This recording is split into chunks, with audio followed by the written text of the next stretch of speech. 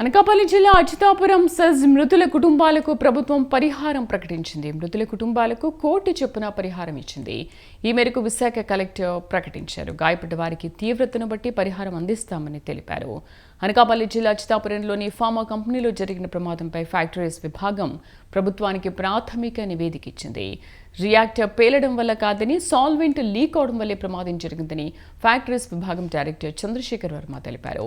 రియాక్టర్లో తయారైన methyl Rett butyl ether మిశ్రమాన్ని storage ట్యాంక్లోకి మార్చే సమయంలో ఆ మిశ్రమం లీక్ అయిందని, ప్రొడక్షన్ బ్లాక్లోని రియాక్టర్ నుంచి పీడీ ల్యాబ్ ద్వారా ట్యాంక్లోకి రసాయనాన్ని సరఫరా చేసే సమయంలో లీకేజీ ఏర్పడిందని అన్నారు. ఆ మిశ్రమం బయటకొచ్చి వాతావరణ రసాయన చర్యల వల్ల ఆవిరిగా మారిందని తెలిపారు. ఆ వాయువు సాధారణ వాతావరణంలోని రసాయనాలతో ప్రతిస్పందించడంతో పేలుడు సంభవించిందని అన్నారాయన. ఇదే సమయంలో మంటలు వ్యాపించాయని రియాక్టర్ నుంచి డే ట్యాంక్ మెటీరియల్ వెళ్లే పైప్ లైన్కు లీకేజీ ఏర్పడిందని తెలిపారు. ఆ మిశ్రమం కింద ఉన్న ఎలక్ట్రికల్ ప్యానెల్పై పడడం వల్ల ఆవిరిగా మార్పు చెంది మంటలు చెలరేగడానికి కారణమైందని వివరించారు.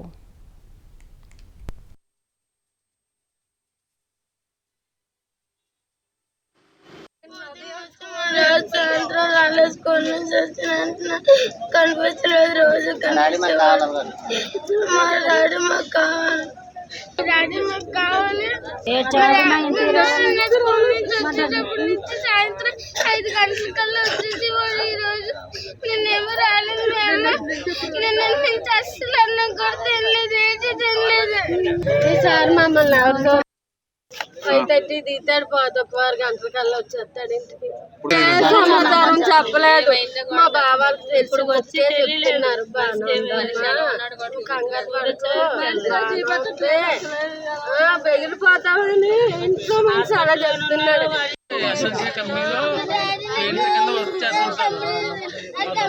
ఎందుకంటే నేను ఇదే కంపెనీలో వర్క్ చేస్తున్నాను. సూపర్వైజింగ్ చేస్తాను. మా తమ్ముడు వేరే కారణాలు చేస్తాడు పెయింటర్ కింద. ఈ మధ్య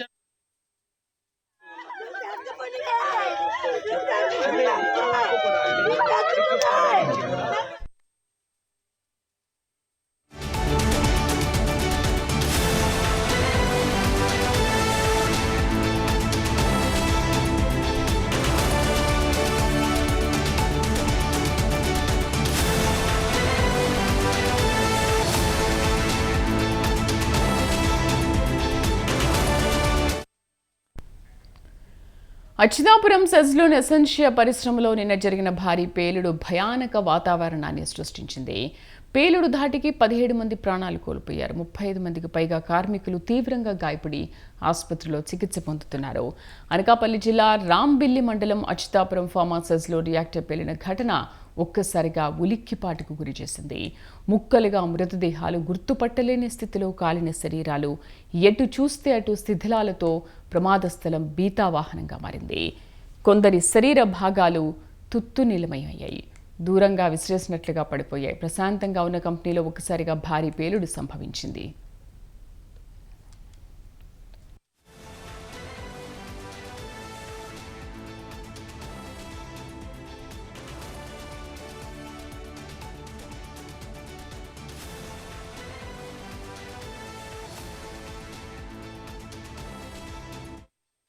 మంటలను అదుపు చేయడానికి 6 అగ్నిమాపక వాహనాలతో సిబ్బంది తీవ్రంగా కష్టపడ్డారు. ఎత్తైన భవనంలో మంటలు వ్యాపించడంతో పైన ఉండేవారిని కిందకు దించేందుకు ఎత్తైన నిచ్చెనలు లేక కూడా ఇబ్బంది పడ్డారు.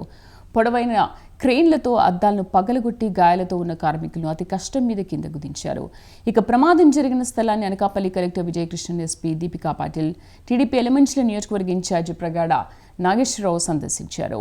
క్షతగాత్రులను అంబులెన్స్లో అచ్యుతాపురం, అనకాపల్లి, విశాఖపట్నంలోని ఆసుపత్రులకు తరలించారు. మధ్యాహ్నం ఏ షిఫ్ట్ విధులు ముగించుకుని బి షిఫ్ట్ ఉద్యోగులు విధులకు హాజరయ్యే సమయంలో ఈ ప్రమాదం జరగడంతో ప్రాణ నష్టం ఎక్కువగా జరిగిందని అక్కడున్న ప్రత్యక్ష సాక్షులు చెబుతున్నారు. ఇక కలెక్టరేట్లో అధికారులతో సమావేశంలో ఉన్న కలెక్టర్ విజయకృష్ణన్ ప్రమాద విషయం తెలియగానే హుటాహుటిన బయలుదేరి వెళ్లారు. ప్రమాదం జరిగిన తీరును అడిగి తెలుసుకుని సహాయక చర్యలను పర్యవేక్షించారు. కర్మాగారం పైకప్పు కూలిపోయిన శిథిలాలను పరిశీలించారు. ఎన్డీఆర్ఎఫ్ బృందాలను రంగంలోకి దించి శిథిలాల కింద ఉన్నవారిని రక్షించే చర్యలు ఇంకా తీసుకుంటున్నారు. షిఫ్ట్లో 381 మంది ఉన్నట్లుగా గుర్తించారు. అయితే గాయపడిన వారిని అంబులెన్స్లలో అనకాపల్లి ఎన్టీఆర్ జిల్లా ఆసుపత్రితో పాటు ఉషా ప్రైమ్ ఆసుపత్రికి తరలించారు.